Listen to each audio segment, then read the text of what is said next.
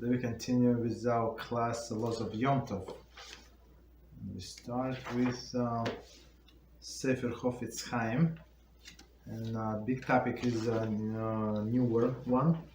So it's for the victim's benefit. Today's topic, taking the law in its one's hands. That's always dangerous. We have seen that it is permissible for the Beis Din, Rabbinical court, to use certain forms of social pressure to pursue the individual to abide by its ruling. However, it is forbidden to use social pressure in order to bypass the court process and force the thief to return what he stole. Okay, so it's very clear, right? So you go to the court and you follow the procedure. Don't say that ineffective, it's taken too long time. Don't do that. It is wrong to cause the community to take a stand in a monetary issue on the basis of individual worth alone, right? So he said, this guy borrowed money from me. He does not want to go pay me, right? So everybody is on this guy's side, right? Why don't you pay him? How do you know it was a loan? How do you know there is a proof? How do you know he said the witnesses, but we never interrogated the witnesses? Only through the psak, ruling of the Beis Din, made the community take a stand. Meaning the Beis Din did its investigation, and they found out that this person owned such and such amount, and then, okay, it was publicized. Then we are allowed to apply the public pressure. Okay, thus it is correct to ensure that the parties come before the Beis Din, but it is forbidden to personally orchestrate the informants of what one believes is justice. So, and I was a witness of one of these things. I mean, the borrower did not deny, but many details were very vague. Okay, so we stop here. Okay, so we'll continue with laws of Yom Tov. Now, Baruch Hashem, we finish with the introduction and we start the new first chapter. And the topic is the general principle of Yom Tov law. Okay, general principle. So chapter 1 and part number 1, section 1. So it says biblical prohibition of doing Melachah on Yom Tov. Right, so before that, in introduction, we were discussing all of the spiritual aspects of the Yom Tov. Now we're going to technicalities, right? And technicalities start with what? With what not to do. The Torah states regarding the holy days of Yom Tov, no work may be done on them except for what must be eaten for any person. That alone may be done for you. This verse contains the basic prohibition doing work, Melachah on Yom Tov. Okay, so it's very, very important verse, and we're going to come back to this verse many, many times, right? Because one more time, we're going to see no work may be done on them. So work is Melachah, right? In Hebrew, Melachah, to be done on them. So it's not exactly work as we understand work, but Melachah is a different thing. Except for what must be eaten for any person, right? Must be eaten for any person. That alone may be done for you. Okay. So continue. The literal translation of Melachah is work or labor. However, the Torah defines Melachah, Melachah does not refer to physical exertion, but to the creative activity. Anything that is halachically regarded as creative activity falls under the category of Melachah. Even a little physical exertion is involved. So let's do this paragraph again, and we're going to explain. It's very critical to understand. And it's actually the same concept in the laws of Shabbos. Melachah is Melachah. Okay. So one more time, the literal translation of Melachah is work or labor. So I mean, that's why we don't translate this word Melachah, because it's not work and it's not labor. It's not. I mean, if you must translate like in English translation, yes, but we use the word Melachah because it's very, very different. Why? Right? We see, however, the Torah define it, Melachah, does not refer to physical exhaustion. Right? So, for example, as we were discussing, take a pen and write 2 letters. So there is no physical exhaustion whatsoever, but this is Melachah. Right? But carry some like heavy loads, like table, let's say like very heavy table from one room to another, which is it's not considered to be Melachah. Okay. Let's say you need this table for your guests. Okay. So it has nothing to do with physical exhaustion. Maybe yes, maybe no. But creative activities. But creation meaning this 39 melachas are the ones that were performed in a building of base in a mishkan in a desert. That's the creation that we're talking about. So one more time, creation activity falls under the category of Melachah, even if the little physical exhaustion is involved. As we said, just write a letter or two. The Mishnah in Tractate Shabbos lists 39 primary categories of creative activities, each of which is known as the Av Melachah, literally Father Melachah. Any activity that achieved by objective similar to that of Av Melachah is called Talada, literally offspring, and likewise prohibited. For example, bleaching fabric is the Av Melachah, laundering a garment is Talada of this Melachah. Both Av and Talada are included in Torah Prohibition of Melachah. Okay, so let's go back to the beginning and we're going to explain everything. Beezrat Hashem. One more time. The Mishnah in Tractate Shabbos lists 39 primary categories of creative activity, and we actually some time ago we went over them.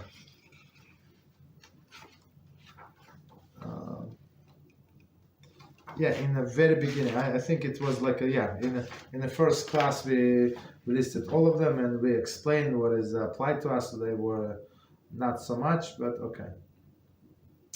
Okay, 39 primary activities, categories of creative activities, each of which is known as the Av Melachah, literally Father of Melachah. So Av Melachah is exactly the Melachah that was performed in the Mishkan, for constructing in the Mishkan. So others that's only similar, so they're called Talada. But anyway, this Talada Melachah is they prohibited. Okay, we must know what to what our activity is related, but all of them are prohibited. Any activity that achieved the objective similar to that of the Av Melachah is called Talada, like offspring, right? So same objective, and he gives good example. For example, bleaching fabric is Av Melachah. So they would bleach the wool, right, to make it unicolor, right? Because wool comes from different sheep, right? Some of them white, some of them brown, some of them black, some of them with the spots. So you need to first make them all universal, and then you dye them different color, right? So that's bleaching, meaning you wash them. Laundering of garment is Talada of this Melachah. So laundering a garment, what does it mean? Garment today means some pliable material, right? So we're not allowed to wash. Okay, so we mean it because it resembles a garment. So continue. So the example would be like a tablecloth. Is it my garment? No, it's not my garment, but it's pliable. That's so it's under this prohibition. Continue. Both Av and the Talada are included in the Torah prohibition of the Melachah. So because it achieved the same purpose, and all of the rabbinicals, when I say rabbinical, it means the fences that our rabbis erected for us not to come close in order not to transgress those. So that's two different things. Okay, so continue.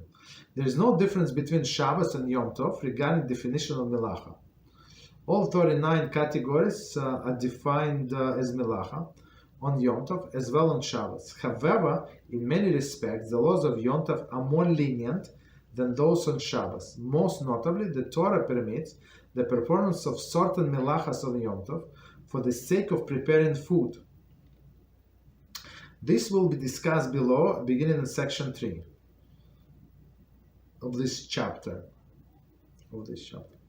One must bear in mind, however, that since the 39 categories are defined as Melachah, even on Yom Tov, they remain forbidden except the specific circumstances in which they are allowed. So, of course, we're going to Beezrat Hashem, go in all of the specific cases and see what is allowed, what is not allowed, and under which circumstances something is allowed. Okay, so let's do this paragraph. We're going to explain. There is no difference between Shabbos and Yom Tov regarding definition of Melachah. So that's a big discount for us. So you learn one aspect, you know another, right? So in some senses, as in many cases, in many cases, all of these melachas that have to do with cooking, right? They're very relaxed. I mean,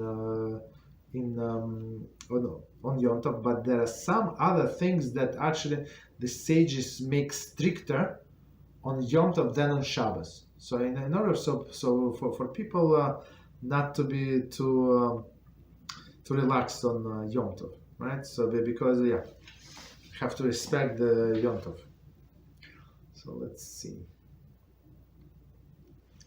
However, in many respects, the laws of Yom Tov are more lenient than those on Shabbos. So basically, the main categories cooking and carrying, right? Even though there is no Erev, so carrying something that you need for Yom Tov needs. Okay. One second. Prepare. Most notably, the Torah permits performance of certain melachas on Yom Tov for the sake of preparing food. Continue. This will be discussed below in section 3. Okay. One must bear in mind, however, that since the 39 categories are defined as melacha, even on Yom Tov, so meaning, what does it mean? So melacha of cooking is a melacha of cooking, right? So it does not change, but for the sake of the Yom Tov, they would allow on for the day itself.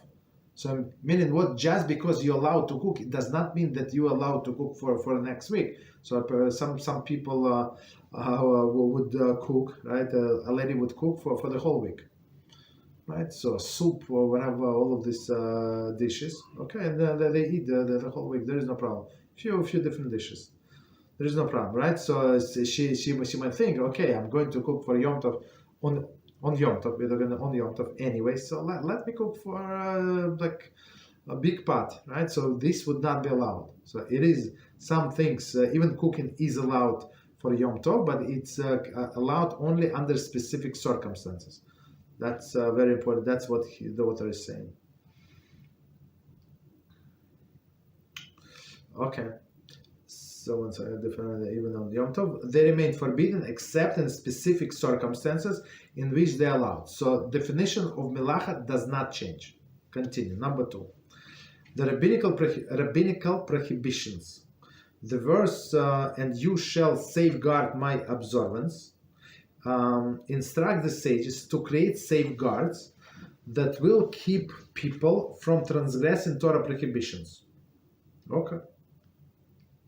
To this end, the sages enacted various decrees forbidding action that might lead to performance of Melachah. For example, the sages forbid reading business-related material on Shabbos or Yom Tov because one might, as a result, come to erase incorrect or irrelevant information and thus violate the Melachah of erasing.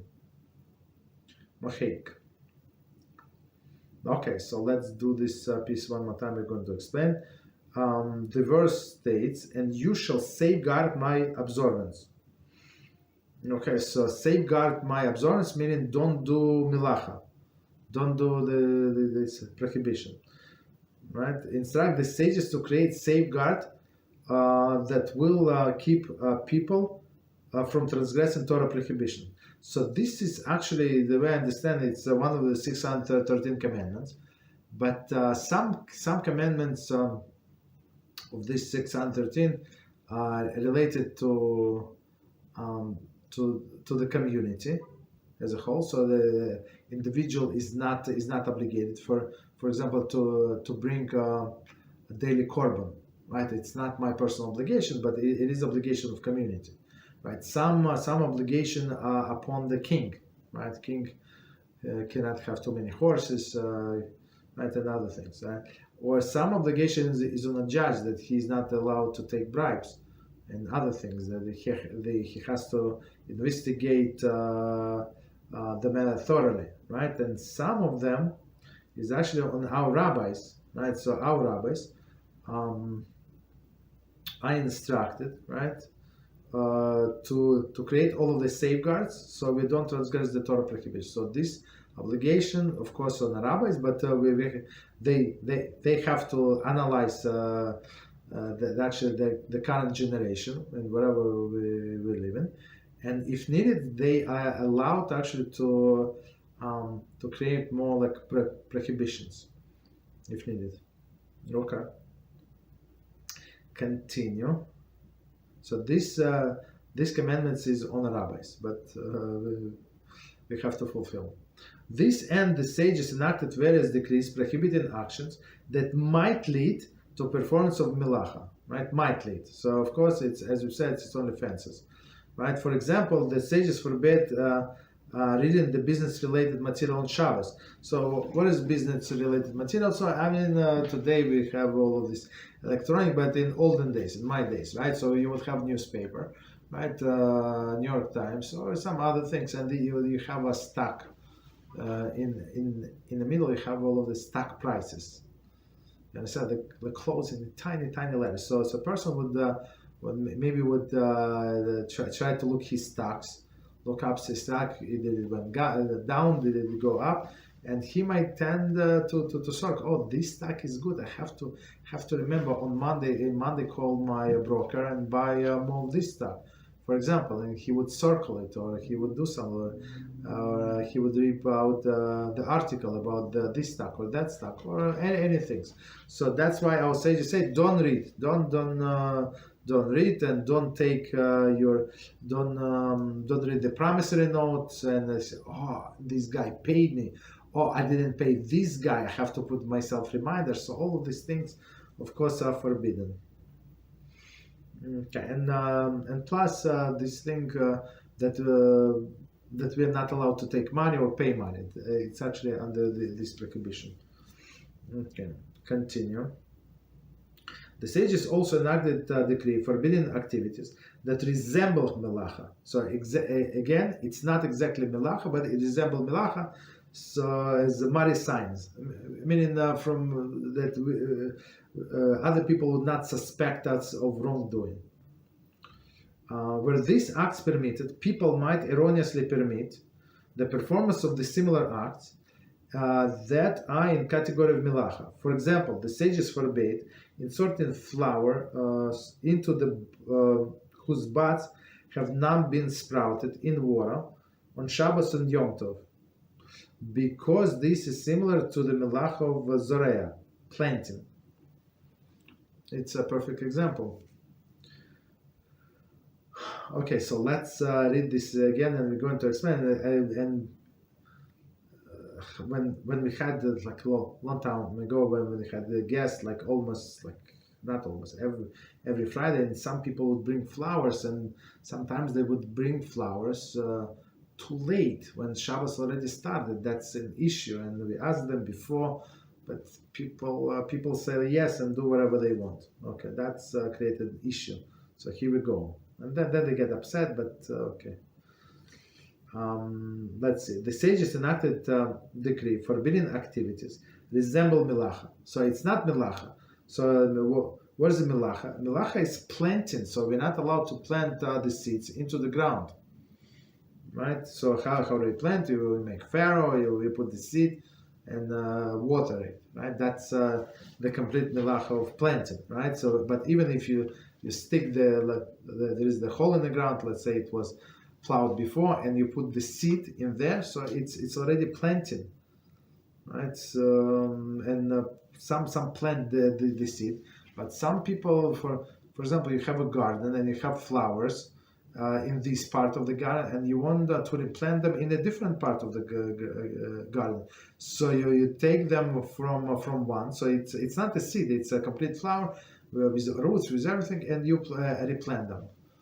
Right. So in some sense, when you put these flowers, of course they cut, of course, into another and put into the water, the ways. So that's it resembles planting. So, and people who do not know, they would come to learn from you and make all these mistakes. So many people think that they can learn everything by observing. So some things you can learn, but only if you have a good foundation and only if you ask correct questions, right? But otherwise, you cannot learn by observing people. So one more time this example. For example, sages forbade certain flowers whose buds have not yet sprouted into the water on Shabbos or Yom Tov, because they act similar to the Melachah. But sometimes some of them sprouted, some of them still closed. So it's not such an easy case. Okay. Other rabbinical decree forbids doing things that would detract from the festival atmosphere of Yom Tov. So this one is a big one. And we have one of the students. So he went to upstate to the what is it called, this colony, right? Summer houses colony, and he asked many questions. So he see people, adults playing with ball on Shabbos, and we said in our classes that you're not allowed to play with ball. Okay, if you're playing with a little kid, of course, having a good time on Shabbos, yes, but not on the ground, not where there's a grass, right? That's the issue. If you're playing on a pavement, that's a different thing. So it's very, but it's only for kids, but not for adults, right? So here's the thing. Again, the other biblical decrees forbid doing things would detract from festival atmosphere, like they're playing basketball. How is it Yom Tov if you're playing basketball, right? Okay. Atmosphere. Thus, any unnecessary tircha, unnecessary or excessive strain is forbidden on Yom Tov. So excessive strain would be like exercising. So like, let's say if you walk fast, right? You just ate, right? And after, actually Rambam said don't do it. But let's say after 1 hour after you ate, you decided to take a power walk. So it would be absolutely forbidden because of this tircha. Okay. So because on Yom Tov you should rest and you should do other activities. You should learn Torah, not do exercises. Similarly, any action that would make Yom Tov seem like an ordinary day forbidden. For example, it is forbidden to give a vigorous massage or to clear out a storehouse. Furthermore, the discussion of this ruling will appear in chapter 28. Wow. So one more time, the other examples. For example, it is forbidden to give a vigorous massage, okay, or a clear storehouse. So let's say the storehouse, or you're in the kitchen and you want to rearrange your dishes, this and that. So no things that you touch a muktzah. They're permitted, but still it's like how exactly Hashem gave you this holiday for, as we learned in the introduction, for some spiritual reasons, and that's what you do. You do weekday activities. That's absolutely forbidden. Continue. Number 3. Asking non-Jew to perform Melachah. The rabbinical prohibition against instructing a non-Jew to do Melachah on one's behalf on Shabbos pertain equally to Yom Tov. There is some minor exception to this rule, which will be presented in the course of this book. So, but otherwise, whatever the general rule, whatever you're not allowed to do yourself, you would not be allowed to ask a non-Jew to do it, right? So there are exception with a sick person. For example, in what category of sick person he is? Is he just sick with what is it? When his life is in danger, then a Jew is obligated to do all is necessary for another Jew to save him. Or if a person is have only like a localized disease, whatever, some fever, right? So it's his life is not in danger, but let's say he's weak, he would benefit from soup or something. So in this case, there is room to ask a non-Jew. Okay, but otherwise not. And one thing that we learn, I think that it would be problematic. I'm not sure if it's 100% forbidden, so we're still looking into it, but it would be problematic to ask a Noahide who accepted upon themselves 7 Noahide laws. So they're on much higher level than regular non-Jews. Okay, so number 4, the concept of Ocheil Nefesh.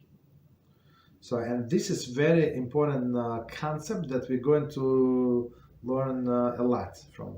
Ocheil Nefesh, preparing food for a person.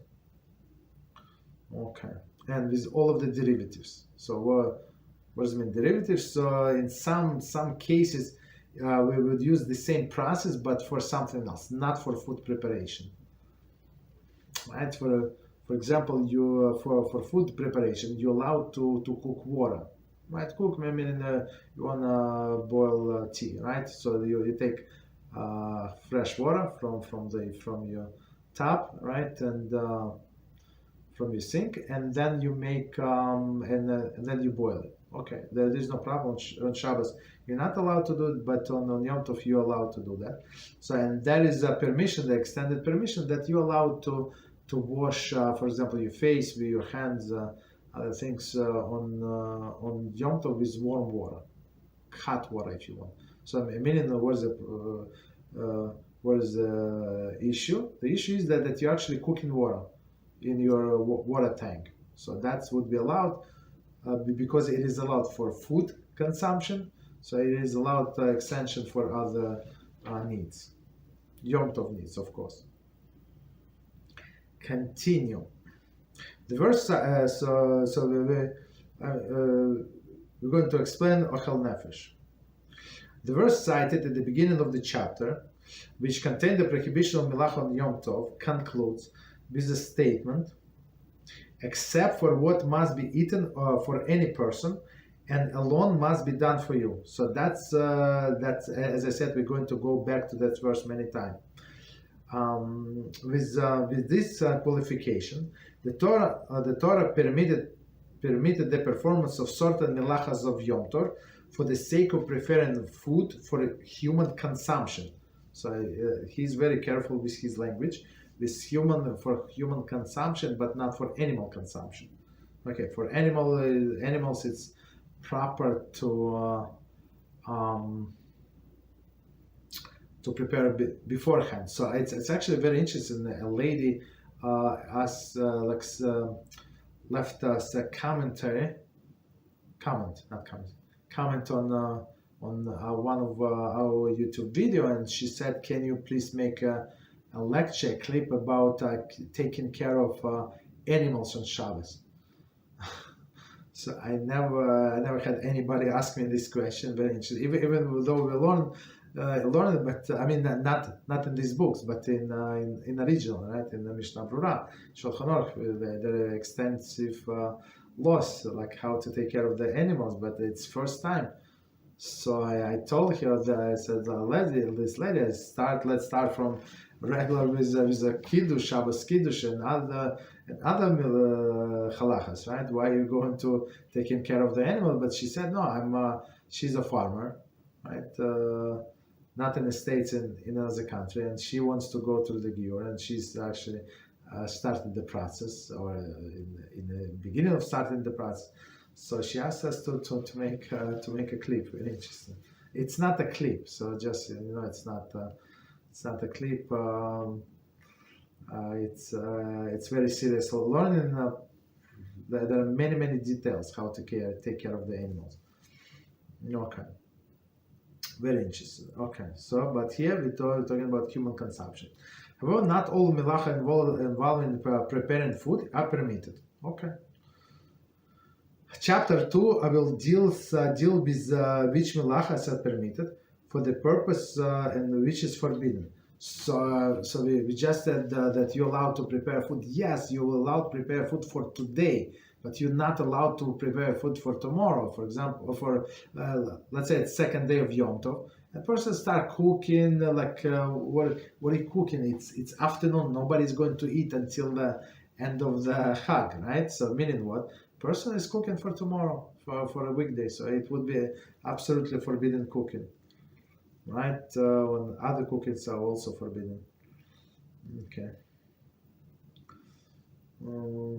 Just 1 second. Permitted. Okay.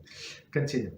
Although the verse mentioned the certain melachas may be done in order to prepare what must be eaten, it does not mean to limit the dispensation to the preparation of food. Rather, it means to allow specific permitted melachas to be done for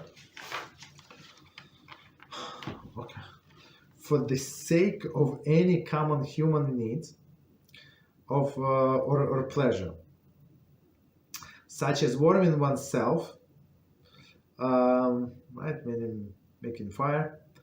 Since you can make fire to cook, right? Of course, you start from pre-existing flame, but technically you can make fire to cook, so you can warm your house if needed. Okay.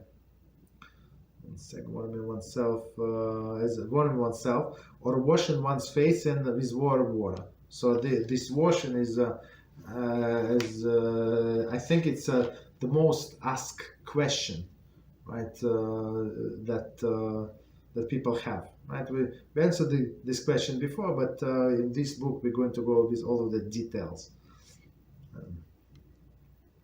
The Torah mentioned food preparations as a prototype for all common physical needs.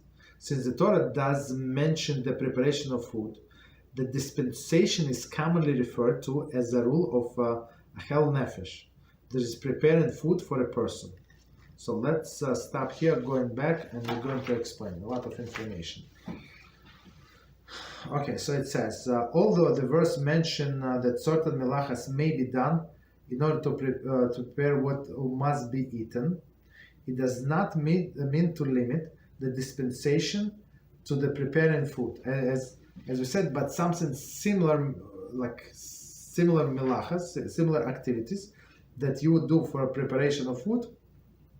So you would be able to do it for what is it? For other things. Just one example. I mean, if you open like hot water in your sink, right, in the kitchen sink, to wash your hands, so you're not obligated to shut it off. Okay, so eventually, of course, you're going to shut it off, but you're not obligated to shut it off right away. So you can keep it running if you need to wash dishes in the warm water. Of course, you're not allowed to use a sponge for that. That's that's obvious and different story. But if you want to wash your dishes, so since you open this water for permissible manner, right, you can continue running. Rather, rather it means to allow specific permitted melachas to be done for the sake of any common human need. So he's very, very careful with his language. So for the sake of any common human needs. So what does it mean? That most of the people find this thing necessary for them. For example, most of the people would find necessary to wash their hands with warm water, or face with warm water. But to take shower, that everybody takes shower every day? No, absolutely not. Most of the people in the world, even in any country, given country, they don't take shower every day. So maybe once, I don't know, it depends on the person. Like on the country, maybe once in a few days, or 2 days, or 3 days, even in summer, right? So okay, so to say there is a common need to take shower every day, absolutely not. Just one of the examples. Okay. Sake of any common needs or pleasure. So pleasure, and we're going to see, for example, if somebody wants to smoke. Smoke is not good. It's not good. It's actually forbidden because it ruins one's health. But let's say a person already smoking, we're going to leave him alone, right? He wants to continue smoking, so for him it's a pleasure. That's how he derives pleasure on Yom Tov. If he does not smoke, he's going to, I don't know, go crazy. So in this case, we would allow him to smoke, right? And this is the activity of making fire, right? Making fire that would not be allowed to on Shabbos, but for pleasure, so we would allow him to do it on Yom Tov, right? Or pleasure. So another example: warming oneself, right? Making maybe heat up, right? Or washing one's face with a warm water, right? So that's, as we said, it's common pleasures for many people. The Torah mentioned food preparation as a prototype for all common physical needs. And so the Torah says food preparation, but actually, if you learn Mishnah, so it says, or you learn Rambam, right? Or you learn Shulchan Aruch. So Shulchan Aruch, Rambam, or Mishnah would say, and similar and the same in all similar cases. So and many times when you read Rashi, so Rashi would say the Torah uses this example not because it's an exception, because it's common situation, right? So plow with a bull, right? But you can plow with a horse, and you can plow with a donkey, you can plow with a giraffe, I guess, also. I'm not sure, I'm just making up example, right? But the Torah said plow with a bull. Why? Because it's the most common animal to plow.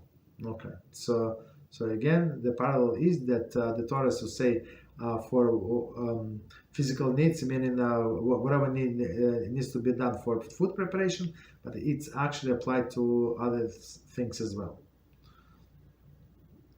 Since the Torah does mention the preparation of food, the dispensation is commonly referred to Ocheil Nefesh, right? Preparing food for a person. Continue. So again, because it's commonly like everybody understands this. What does it mean? The dispensation is further broadened, by the principle mitoch, and this principle actually we will talk about with the opening water. Mitoch, it's like sins, I think,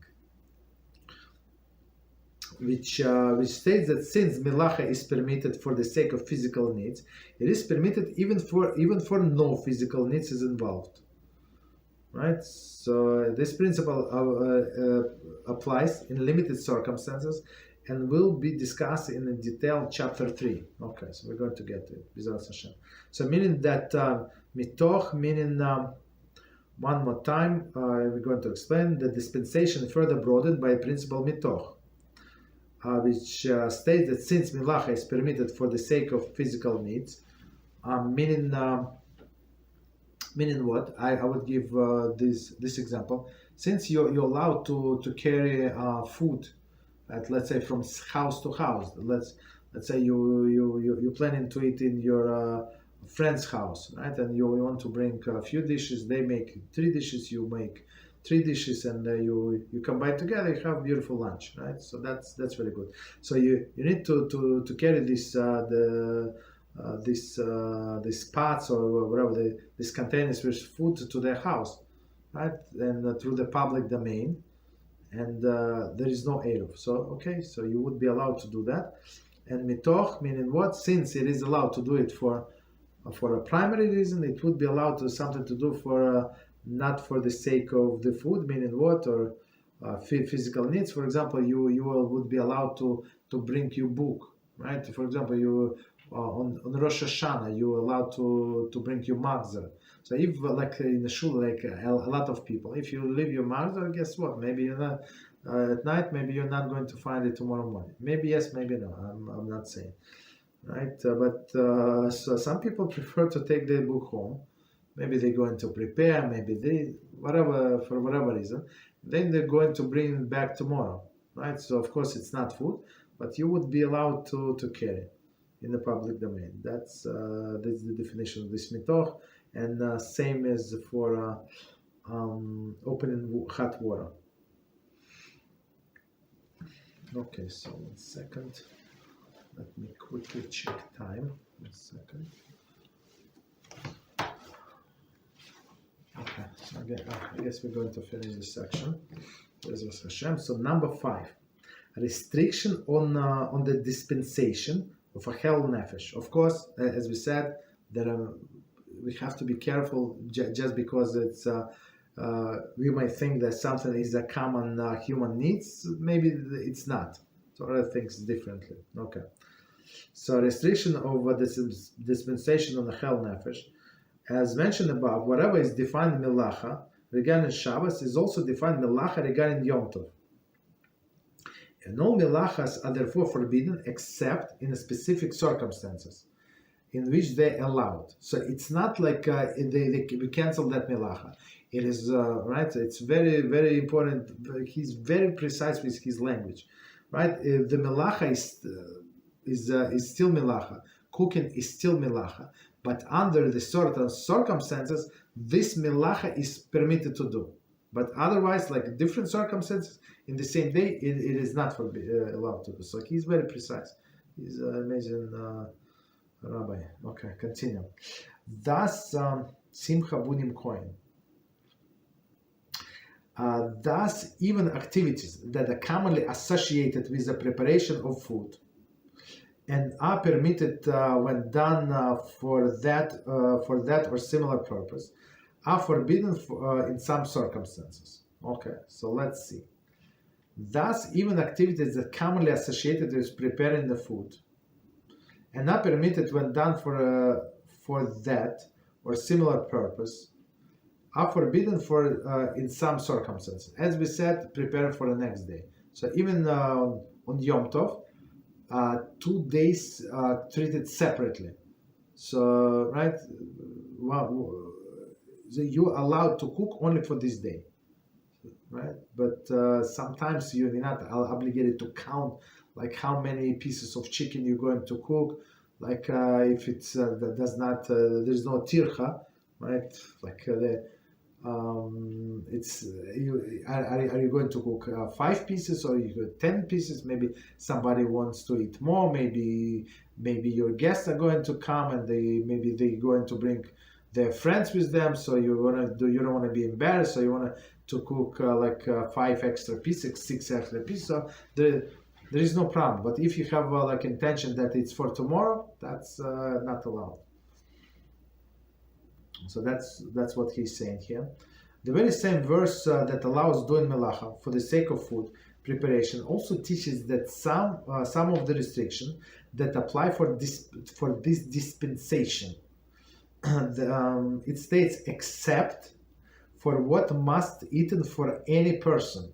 Okay, right? That alone may be done for you. So for any person is in bold, and for you is also in bold. Okay.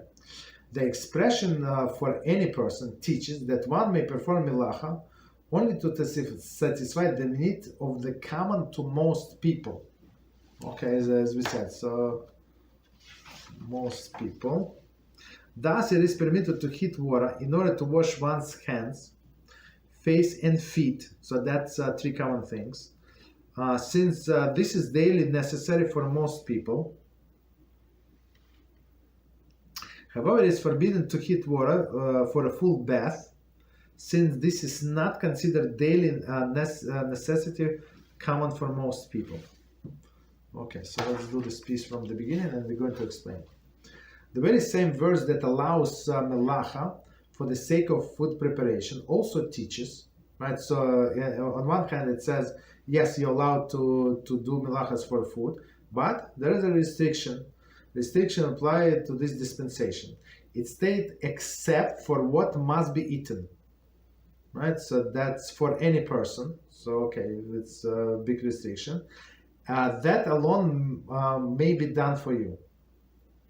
So except that what must be eaten for any person, that alone may be done for you. The expression for any person teaches that one may perform melacha only to satisfy the need common for most people. So whatever common for most people. So meaning what if a person decide that to spend the whole day of cooking, for example, it would not be allowed because most of the people they use only a few dishes, right? On Yom Tov, they're not going to spend 7 hours cooking, right? It's not common for most of the people. Thus, it is permitted to heat, and then plus we're going to see if something was a person was able to prepare before Yom Tov, and the food would not lose its quality.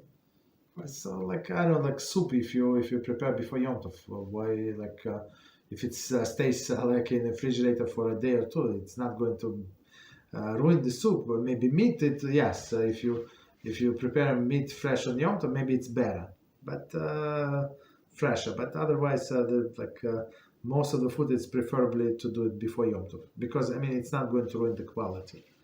Thus, it is permitted to heat up water in order to wash one's hands, face, and feet. So that's common, as we said, for most of the people, hands, face, and feet.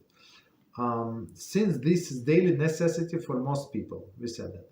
However, it is forbidden to heat water for a full bath. So, of course, the baby is a different story, right? Because baby is like a sick person until 3 years old. Depends on the health of the baby. So in this case, we would be allowed to use bath for a baby, but it's an exception, not for a grown-up person.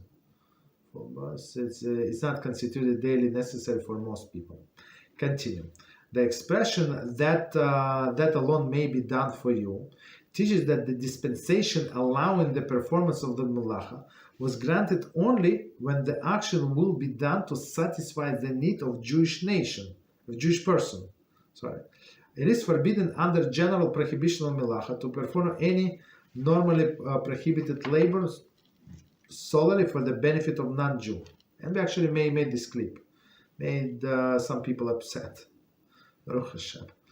The dispensation for Ocheil Nefesh was granted solely for the benefit of those who observe Torah commandments, including the laws of Yom Tov, and sanctity of Yom Tov precludes us from doing Melachah to benefit others. This subject is discussed at length in chapter 5. Okay, so let's do this piece again and we're going to explain.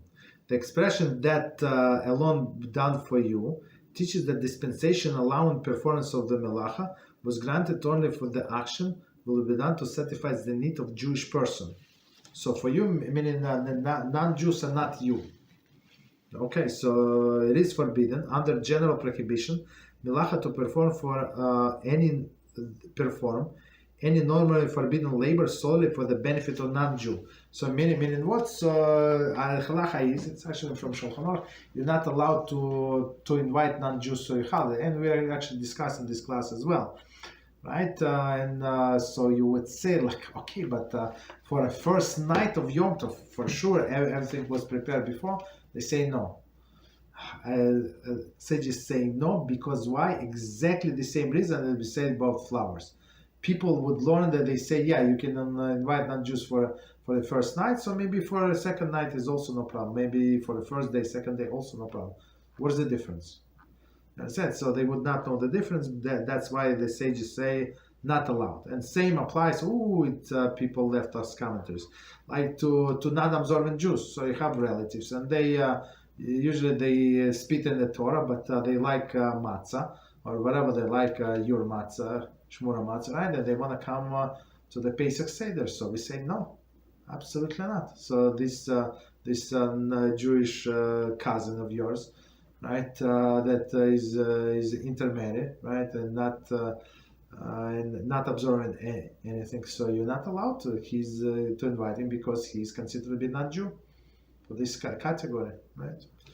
But on Shabbos you're allowed to invite non-Jew. There is no problem, because for sure you would not cook anything on Shabbos, for sure. Even for yourself you're not going to cook, right? But with for a Jew, for a non-Jew, if he comes, I mean it's forbidden, but like practically, right? So a person might get embarrassed and start cooking extra, right? Because why? Because a non-Jew came. So that's the problem. Of course, if somebody non-Jew comes, and your neighbor is this and that, and lady from downstairs or upstairs, wherever, and she's depressed, this and that, of course you're not allowed to tell them to leave, or let them stay, right? But because you did not invite, they just came, right? So that's a different story.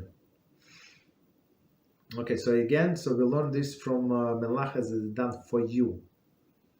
Continue. The dispensation of Ocheil Nefesh was granted solely for the benefit of those who observe Torah commandments. Meaning what? That those who do not observe Torah commandments, not observant Jews, not allowed to have them on Yom Tov. Have them on Wednesday night, or I don't know. On Wednesday night we learn. Have them on Sunday. Including laws of Yom Tov, right?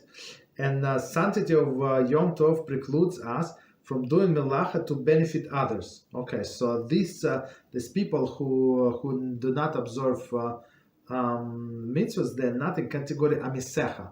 Of course, we're trying to bring him close, but still they put themselves in the category and not excluding them from the nation of Israel. Okay, we hope that they're going to do teshuva, and we see this, I don't know, I see the commentary, people calling it, it's like from our clips, from our classes, they're doing teshuva, they want to be close to Hashem. Jews, non-Jews, no heights, and unbelievable what's going on today. Continue. It is forbidden to perform any normally forbidden labor for the benefit of the animal. So that's we continue, right? So for animal, it is forbidden to perform any normally forbidden labor for the benefit of the animal. I think we're going to learn about it a little. I think it's a separate section about animals. In short, under the dispensation of Ocheil Nefesh, it is permitted to perform Melachah only, in order to fulfill a need that is common for most of the people. It's very important to remember this. Again, in Ocheil Nefesh, Melachah perform only, in order to fulfill needs that is common for most people. So most people, it is common for most people to eat like common food. Okay, so whatever, a few dishes, meat, cheese, not cheese, meat, fish, some salads, some soup, that's normal, right? And B, only for the benefit of the Jewish person. So, and again, this non-observant, he's not, his exception, he's not part of the Jewish nation. Okay, furthermore, it is important. Of course, if the guy says, so just so you know, somebody asked me this question recently. So if a person does teshuva, so if he says that, I feel so sorry, I was so far away from Hashem, I want to do teshuva, right? I'm actually, okay, thank you for telling me whatever you told me, and I'm going to start observing Shabbos more and more. So as soon as person said that, so he's considered to be Baal Teshuva. He did not even start anything, right? Maybe maybe he's not, Chas v'Shalom, but maybe he's not going to start. Maybe he's going to change his mind tomorrow, right? But it's not our business. If he did saved and he looks like he's sincere, so he becomes the part of the nation again, right? And we have to treat him as him or her as our brother or sister again. That's very important. So it's for a Jew, very easy to flip the switch. Continue. Furthermore, it is important to note that the rule of Chol Nefesh allowed doing Melachah only for the sake of Yom Tov need, right? It is forbidden to prepare food for post Yom Tov use. Yeah, we're going somewhere away after Yom Tov, we're going to meet our family. No, absolutely not. You're not allowed to prepare food, right? So it clearly must be for Yom Tov. But if somebody overcooked, like and you have left off, there is no problem whatsoever. Like if it was not your intention, some people they cannot calculate how much cook, and we have this family like a long time ago, and they say how much food they throw out. So my wife asked them like, why would you cook so much? Like she said, a very rich couple, right? So she said, I don't count, like whatever I feel, whatever I feel it's a good piece of meat, so I cook the everything. Like if it's only like few people, you have only 2, 4, 3, 4, 5 people. Why do you need to cook the whole piece of meat? Like, what's the reason? So, and of course, and they like fresh, and the rich people, that's what they do, and they throw out a lot of food, right? So for people like that, if she always does it, no matter what, so of course, for them there is no problem. It's not considered that she was preparing for the weekday. That's the point. The following chapter we will learn further restriction on the performance Melachah for the sake of Ocheil Nefesh. Okay, so we're going to stop here. Next chapter, number 2, which Melachas are permitted for the sake of Ocheil Nefesh. So now we're going into details. All right. So let me know any questions on what we said or we did not say. Any topic? Rabbi? Yes, go ahead.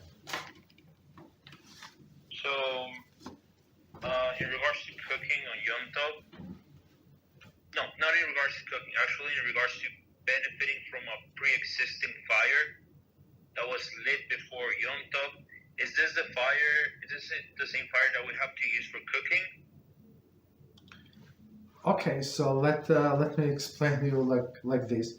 I usually when people cook on Yom Tov, they leave the stove going, so they would keep. For example, we have two days of Pesach, let's say, right, or two days of Rosh Hashanah, right, coming Rosh Hashanah. So we would leave the fire on the stove going for 2 days, right? So we would not relight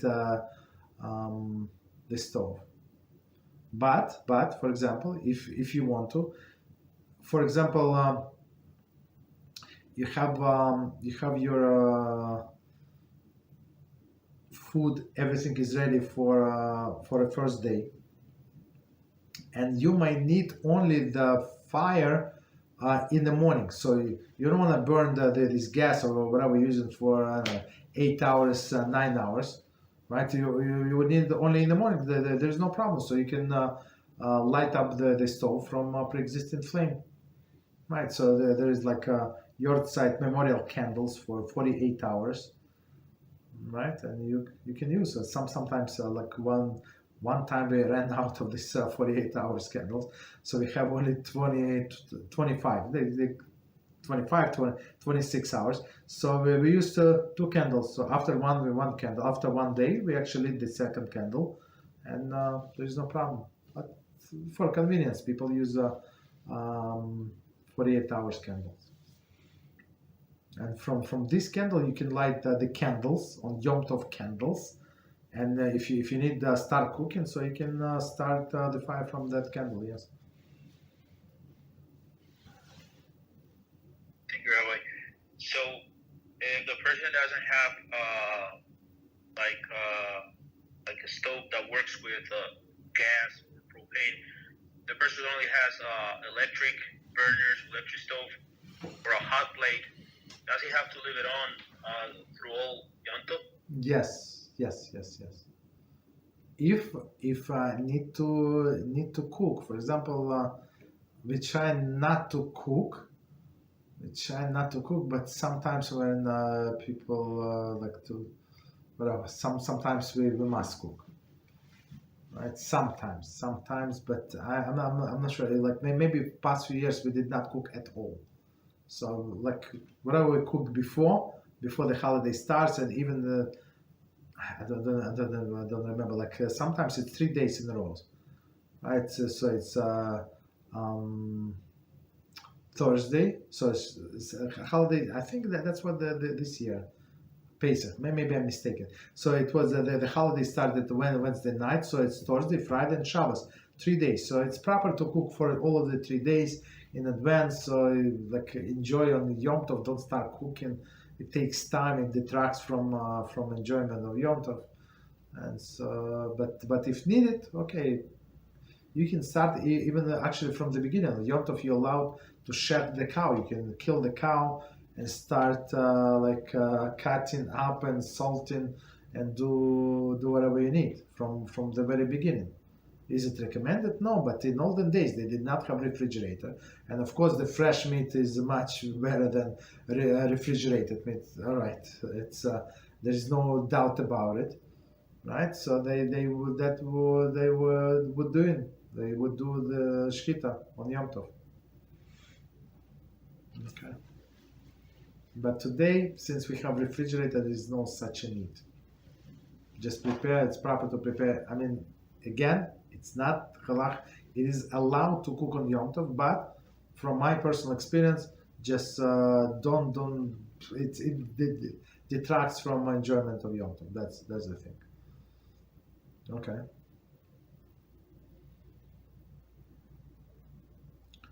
Thank you, Rabbi. Yes, you're welcome.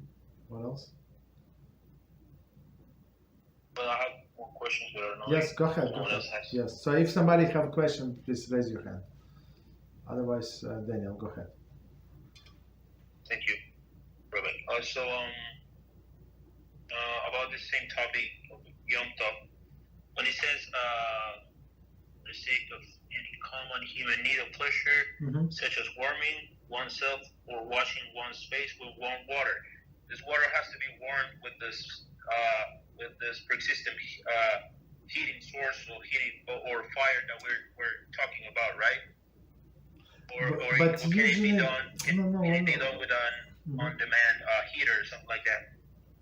So if it is okay, that's very good question. So with this on-demand heater, right? So you're not doing anything specifically, like everything is done through grama. Grama means indirectly. So what I do, I just open the faucet, right? I don't go like turn it on, off. I don't touch it. So I open and so meaning what? The heater was on. It was on a minimum.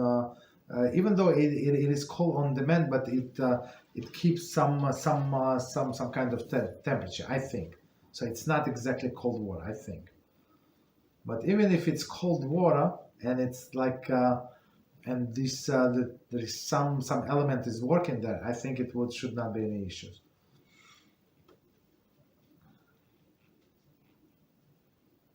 So it would be like from pre-existing fire. Yeah, go ahead. Thank you, Rabbi. No, I said it because I have this on-demand heater. It's an electric one that I only use for my kitchen. It's like under the sink, and I could use it for my dishwasher. But it's like mamash on demand. Like it doesn't have like a big tank. Like it has like a very, very small tank, and it heats the water like really to a really high temperature, and then it's so strong that it kind of throws hot water all the time. But it's like mamash on demand. Would the heater be prohibited? That's a good question. So I never heard of this kind of heater. Usually there is some expansion tank and some like for I don't know, for 10 seconds, 15 seconds that the water can run, and then it start warming up. But it's very interesting. So it's completely off, right? Not really. It actually turns on every time you open the faucet. No. But if faucet is off, so it's completely off. There is nothing there. No, right? When the faucet's no. But yeah. No, I'm talking about this heater. Is it off like when you do not use this hot water? So the heater is off, like that off, right? Yes, exactly. So we have to look into it. It's not such a clear thing to me. We have to check, and I'm going to explain why. And because where we live, like in most of the territory, where we have the gas. So gas means what? Like we have this huge tank, huge tanks, and the system actually keeps it warm, water. You set up the temperature. There is several settings, right? So and that's it. So basically, it's always warm, by itself. So of course, naturally, the temperature drops and it's going to turn on by itself. So you're not doing anything. But if it's completely off, so in this case, it's not off, right? But if it's completely off, we have to look into it. I'm not sure 100%. We have to check. Thank you, Rabbi. You're welcome. Go ahead. Next question. Okay, so the rest of the questions are all off topic. Okay, yeah, go ahead. I'm listening. I just wanted to drink something. I'm listening. Yes.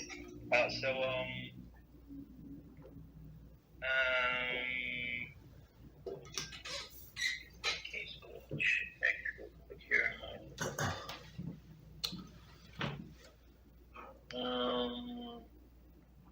just can't find it. Oh yes, found it. So,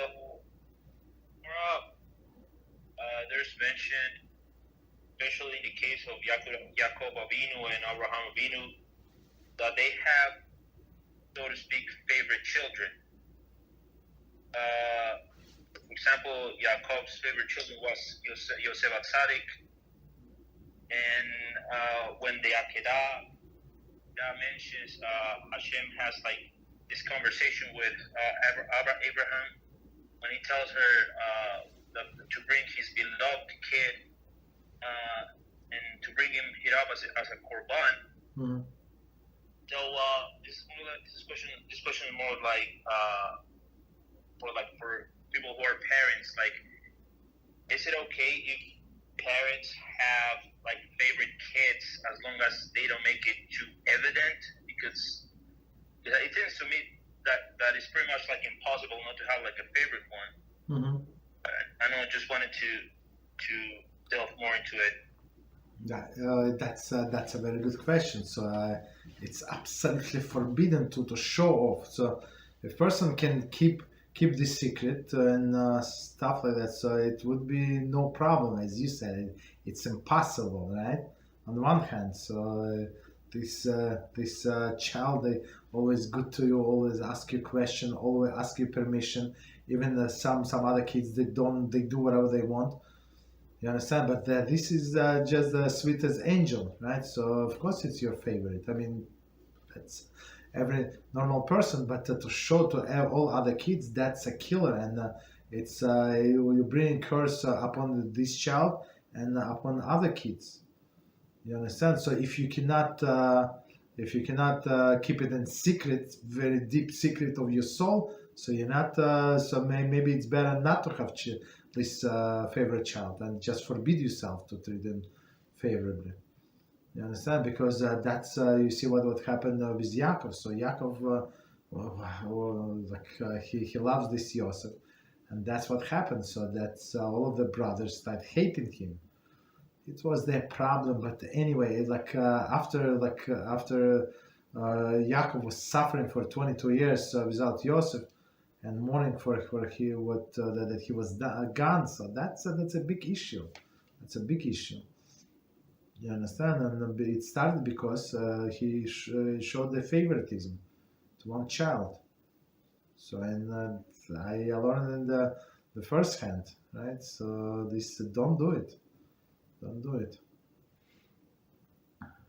Okay, so even of course you have to give them rewards, different rewards. You cannot give the same reward to all of the children, but you have to be very, very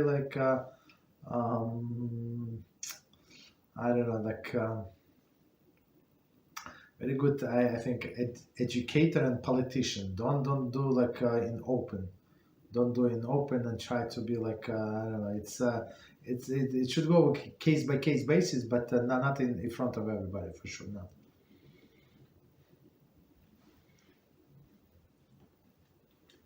Thank you, Rabbi. Okay, that's a good question. You're welcome. Yes. So another question in regards to this week's parasha, it did say when it mentions the issues of kiddushin before the actual wedding. So this question that I'm about to ask, perhaps are going to make me seem as some sort of a feminist, but I am not. Chas v'shalom. So my question is, if during the kiddushin, if the woman is the one that commits adultery, why does she only get the death penalty and not the guy if he's the one that commits adultery? Okay, so let's first explain for everybody what we're talking about. So today, when people decided to get married, so they of course there is a word, there is like engagement party, but today it means exactly zero. Okay, they come into agreement when, on what day, like how much people are getting, what they're paying, where they're going to live, like all of these technical details, but there is no actual obligation. But in olden days, in the Torah time, right, and in Talmudic time, I'm not sure, to tell you the truth, I'm not sure when it stopped. But the wedding procedure was two parts. First is kiddushin, when the guy comes, or his family comes, his father comes, somebody like his friend comes to this lady and said, this guy, my friend, or he said, I'd like to marry you. And she said, okay, what are you going to give me? And he gives you a ring, or he gives you any gifts, well, whatever she demands, whatever she wants, he must give you. If she said one orange should be enough and I'm going to be your wife, so he brings one orange. If she said I want to like a skyscraper, so he must give you a skyscraper. That's her price, right? For what she agreed to marry this guy. Right, so that's the first stage, and then they live separate for some time. I think it was up to a year. I don't remember reading that somebody would live more than a year, like preparing. So in olden days, you could not go to the store and buy all the pillows, for example, or blankets. Right, so these women, they would prepare pillows, like blankets, all of this. Dresses and this and that. If you make it manually, it takes very long time.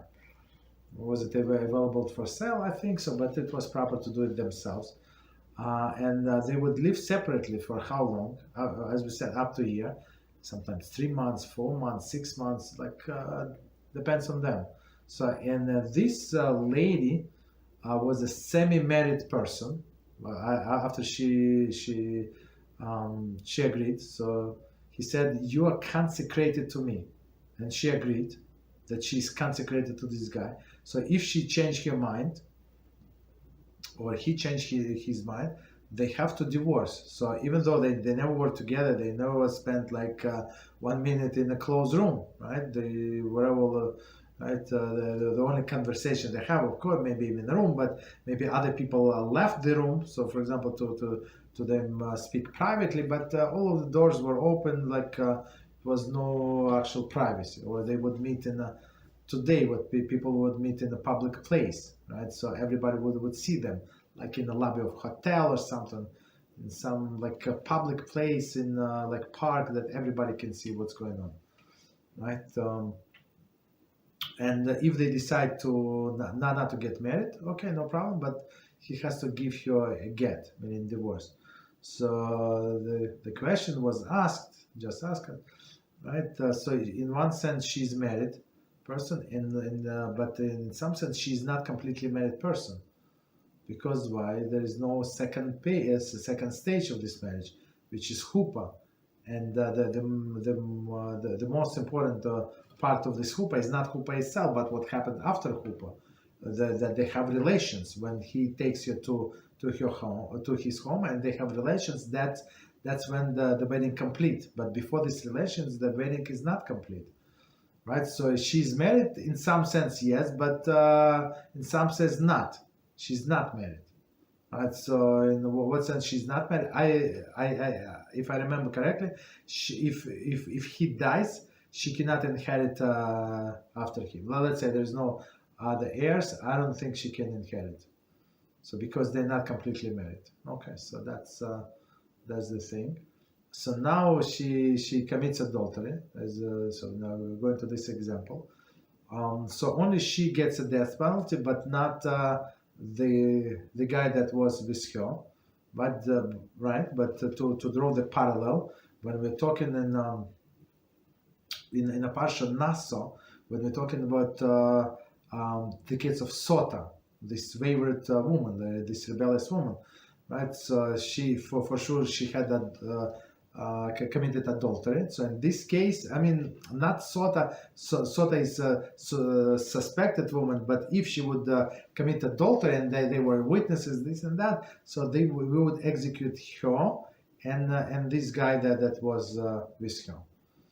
You understand? And if she would drink this Sota waters, right? So she would die after some time. Well, we're not going to in details. And this guy is going to die at the same time. So there is a spiritual connection. So she's going to die in Jerusalem where she is, and he's going to die in in Haifa where he is. This adulterer. So that's the connection between them. Why? Because the Torah said because it was adultery, but when she was married. That's the adultery. But in this case, she was not 100% married, so only she dies, but he is not, because it's not it does not come under this Torah law. So Torah is very specific. Like that's how our sages derive the laws. Like today we say what is needed for your for the nefesh of people. What is the common? So they literally. The parts, the verse literally explain. So she was married in some sense, but in some sense she was not married. The marriage, as we know, did not complete. Meaning that this guy could not take her into the room. You understand? In this fiance of hers, because they're not completely married. Okay. So that's the answer. Okay, what else? Thank you, Rabbi. Yeah, you're welcome. That's a very, very good question, yes. What else? That was a great answer. Thank you very much, Rabbi. You're welcome. Yeah, I have more questions. I have one. I don't know if we still have time. Yeah, go ahead. Well, let's do at least one, and we can leave one for tomorrow. Yes.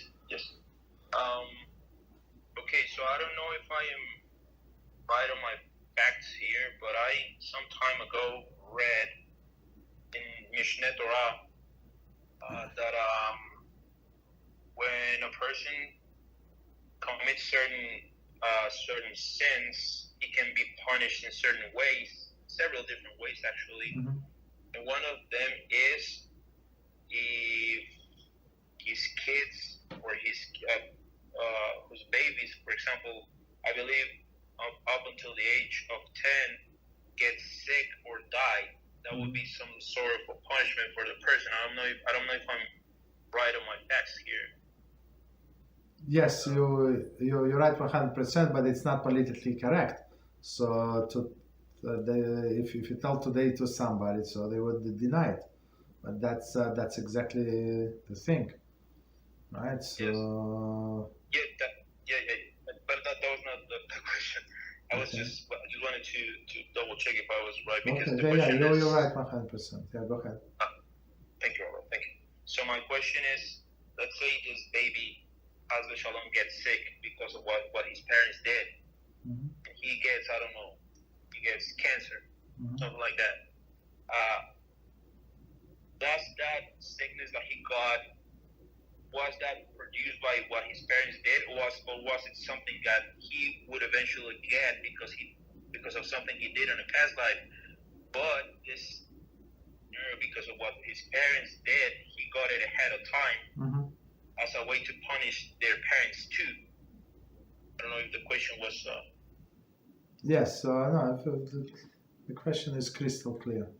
So let's start from from the first part when you said it's not a question. So we have to explain how Rambam's it's actually from Hilchos Teshuvah, right? So Rambam explains that same. Let me draw my own parallel. I think I don't think Rambam explains like that, and then we go to Rambam. So it says when it says about the laws of Mitzora, right? Somebody that gets tzaras, so he gets. They translated leprosy, but it's not leprosy. It's not. It's tzaras. Okay, close, but in English there is only word that I know is leprosy. Okay, but it's not. Okay. So first, it says clearly that the first Hashem is going to bring on utensils of the person, and it says the Torah explains is it made from the leather, right? From the wool, from this, from that. You have to like rip this piece out and see like this stain returns, does not return. When a person does not get the message, it's going to go on the stones of his house, and he has to like take the stones and take the plaster off. This and that, all of this procedure. So meaning what? So first Hashem brings before it brings his this tzaras on a person himself, he brings on his utensil, like in some sense. I don't know if you want to use this example, like warning shot. So Hashem said, "I'm not kidding. You're guilty. I'm warning you now. Stop. Do teshuvah." So, and as a warning, something happened to your car, something happened to your, I don't know, your possession, right? Somebody, I don't know, whatever, punch you in the face. So he did not punch you in the face because he does not like you, but he punched you in the face because Hashem allowed that person to do it to you, right? Why? Because you're guilty. Right? Is it good person? He's going to get greatest reward, and he's going to sit with Rabbi Akiva in Yeshiva? Absolutely not. He's going to go to Yoshke and Korach because was not allowed to punch somebody in the face, but he chose to do it. So Hashem says, "Oh, that's what you want to do? Okay, I have a good candidate for you." So he did the shidduch, right? This guy wanted to do Avera because he's stupid, and that guy deserved the punch in the face.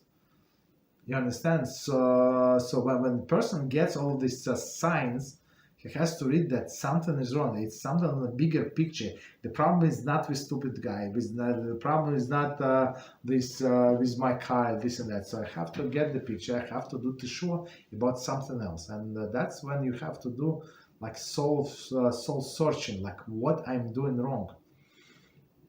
And the same, just continue our parallel. So small children under the age of bar of bas mitzvah, so under 12 and for girls and 13 for boys, they consider to be property of the father. Property. What does it mean, property? Property means that when they get in divorce, today usually kids go to the mother because it's good for the mother. Okay. It's not Torah law. That's one of the reasons, 17th reason why we're not allowed to go even for divorces to the secular court. So the children property of the father, and they should go and must go to the father. So the father, if he decides to get remarried, so he's going to get remarried. If he decided to get babysitter for these children, he's going to get babysitter. It's his children. If he decided to give it children to his wife, ex-wife, okay, that's his decision. But we're not asking the wife. Okay, that's very important, right? That's a big difference between Jewish law and secular law, right? And sometimes, Chas v'Shalom, Hashem said, okay, I'm doing warning shot. Somebody punched him in the face. He didn't get it. So now I'm going to bring something like damage to his utensils. Whatever utensils did not work, like his mixer, fancy schmancy mixer exploded, like burnt. It's only like the warranty finished 1 week ago, and that's what we have as our refrigerator. brand new refrigerator. Like, I'm not brand new. I mean, okay, after 1 year it stopped working. How is it possible? Like, other refrigerator works for 20 years, 20 years. Okay, so Hashem decided that's what it is, right? So, and the next shot is at children. It's so, because again, the children are the property of the father, and he should have get the message. So of course, is it possible? So continue with your question. Is it possible from the previous reincarnation? It is possible, but it is also we must know that when Hashem brings any suffering or any like disaster or something, he would get into consideration all of the details. What are the details? Who else is going to get upset? Right, so maybe this guy, this monster, he should have gone like a long time ago from this world. But because Hashem said that this monster, he's a cheater, he's the liar, but he pays for this children's yeshiva, and they actually good learners, and without him they would be on the street. So Hashem said it's worth it for me to keep this monster in the world. Why? Because he pays for yeshiva. And his wife is not deserving to live on the street or to be very poor. Okay, so because not to upset his children, not to upset his wife, not to take his credit, but because of their credit, so Hashem would keep this person alive, and he would keep all of these people in order not to upset somebody very close, very dear to Hashem, right? So he would keep these people, yeah. You understand? So when Hashem said that maybe this person has from previous reincarnation, he has to get punished, but not to upset the father, the mother, the whole family, and all of these other people who would get upset. So this actually holds the punishment away from this child, from any person actually, for that sake. You understand? So it's very good to be associated with good people, with holy people. So if they would find out that Chas v'Shalom something happened with us or some other people, they would get upset. So Hashem said, no, that's too much. This guy deserves whatever he deserves, or this girl, but it's upset to that person, this holy person. That's too much. I don't want to upset him. Let him live. Let him be healthy. You understand? So that's second aspect of the thing. So why it comes on this child, we do not know, but for sure, if this person would be like a father, would be like absolutely perfectly clean, it would not come on his child. Most likely. Is it possible that it will come? Yes, but many times would not. You understand? Unless the baby was born like this, on this and that, or when it's adult, it's a different story. But when it's child, it's property of the father. Okay. Did we answer the question, or? Thank you, Rabbi. Yes. But there's one kind of doubt that I still have. Go ahead. The answer was mind blowing actually. It's amazing. No, but I was. Initially, my initial doubt was if the baby was the one that had this thing pending from a past life, not the parent, but the baby. Okay. Like the kid. For example, the kid was born and he was supposed to get cancer when he was 25, but his parents did something terrible, or his father did something terrible, and instead of getting it at 25, he got it as a baby. Yeah. That was kind of my question. Is that possible? Yes, absolutely, it's possible. Yeah. So I had this comment. So I had this comment on YouTube from this lady, right? So she like I don't know, maybe I'm not sure if it's that there is any limit of how many lines you can put in a comment, but maybe like she wrote 3 paragraphs, like I don't know, like how many lines, maybe 10 lines, 15 lines in each paragraph. I don't know how many letters. It should be some kind of limit, but she actually asked the question, how is it possible? It's, I think, for after the movie of Tikkun Chabrit, I think it was for for that or one of our clips. I don't exactly remember, but she would like explain how is it possible the stupid parents did not dress their child properly, their daughter, let's say because she's 5 years old and okay, right? And why would this daughter be punished?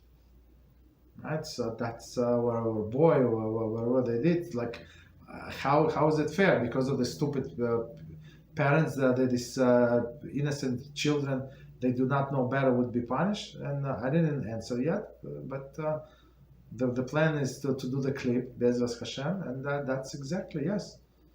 So and the parallel is like, for example, his father was fixing his outlet in his house, right?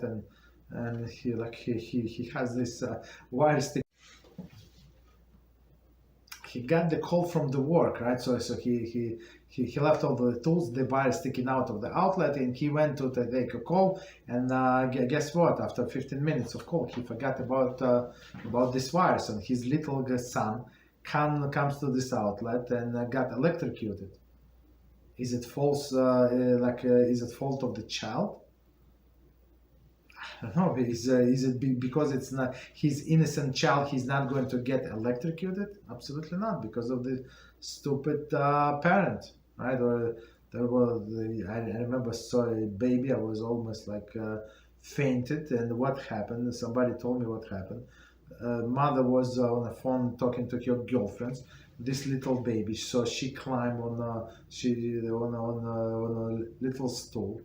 And she wanted to maybe to see how to make soup. Or she saw her mother adding ingredients, and she pulled the whole pot on herself and burned with the soup. So the rest of her life, she like unfortunately young kid. I'm not sure how old was she, but that's happened when she was 5 years old. Understand? So now Hashem is going to undo whatever was done? Absolutely not, because of the stupid parents, right? Because the mother decided to be on a phone. You understand? Instead of watching child, do some like close you in a room. I don't know, do something. Do that like child fence that they cannot climb. That's it's something. You understand? So that's what happened. The reality is something that we cannot change.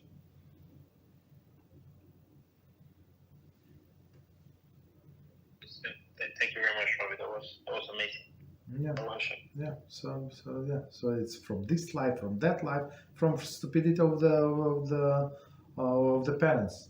Also, they have to take in consideration. Reality is reality.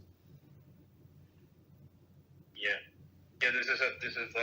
This topic that, as what Rabbi said, reality but not politically correct. And then when people getting crazy and saying no, that's tzaddikim, shmadikim. Okay, that's a day. Look, of course, it's absolutely forbidden to come to somebody's funeral and say well, what I just said. It's absolutely forbidden. Like we have to be sensitive, and of course. But when we learn, we must know, and for ourselves, we must know why the bad things are happening to us. Don't be like all the hypocrites. And it's actually when you're not honest with yourself, it's actually help you to resolve the problem. Otherwise, all your life you live in anxiety. That's because of that person's fault, this person's fault. Because my mother, she raised me. My father hit me, did not hit me. My mother told me this thing, that, and people tell me all this and I always say, look, please stop. You grown up person.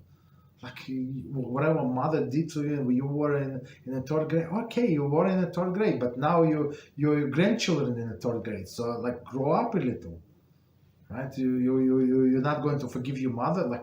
Feel normal, whatever was it. Okay, just let it go. It's time to let go, right? So don't be depressed. When people depressed, they cannot proceed. As our sages say. In order for a prophet to prophecy, he has to be in a good mood, in a happy mood. You understand? Otherwise, Shekhinah is not going to come for a person who is depressed, and that's what Breslev they put the accent on that. Of course, it's like overdoing, like it's the most important mitzvah to be happy. That's nonsense. But it is actually mitzvah to be happy with your lot. That's it. So, but if you analyze, okay, it's my fault. There's a way to fix it. That's it. And there's nothing to depress about. Okay. What else? Thank you very much, Rabbi. You're welcome. Yeah, I have some interesting questions, but they're kind of long. So yeah. So let's leave them for tomorrow because I have some things Rabbi, to do. One more thing. Can I have like this personal issue. I don't know if I could send the Rabbi a message. Yes. Send me a message. Yeah. Okay. So I always ask people, and even on the commenter. So all the general question you can ask, but personal things don't discuss in public. I mean, if it's there's some personal issues, some things. I mean, in general, that can apply to any one of us. There is no problem, but some personal, don't discuss in public. Thank you, Rabbi. Okay, you're welcome. Any questions from anybody else before we stop? Okay, no problem. So let's stop here. So tomorrow is we're going to learn kosher kitchen. Beezrat Hashem. Please join us same time. Thank you and good night.